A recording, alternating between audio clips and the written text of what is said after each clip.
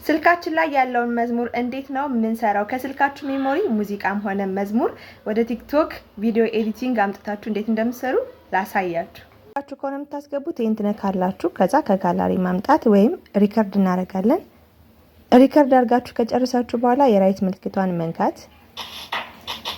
አሁን የነበረውን ሙዚቃ እናጠፋዋለን። አዲስ ሙዚቃ አድ ሳውንድ እናደርጋለን። እዚህ ጋር ስትገቡ የሰርች ምልክቷን ትነካላችሁ። ከዛ እዚህ ጋር ሳውንድ የሚል አለ አይደለ?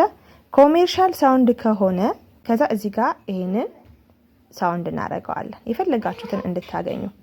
ከዛ ምን ይላል እዚህ ጋር ዲስከቨር ሞር ሳውንዶችን ለማግኘት ይሄን ትነካላችሁ። ከዛ ወደዚህ ስክሮል ታደርጉትና ዩር ሳውንድስ ይላል።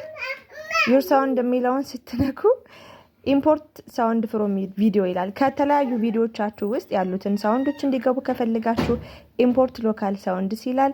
እነዚህ ደግሞ ዝም ብሎ አውዲዮቹ ሙዚቃዎቹ ማለት ነው ኤምፒ3 እና ኤምፒ4። አሁን እኔ ከቪዲዮ ሙዚቃ ላስገባ።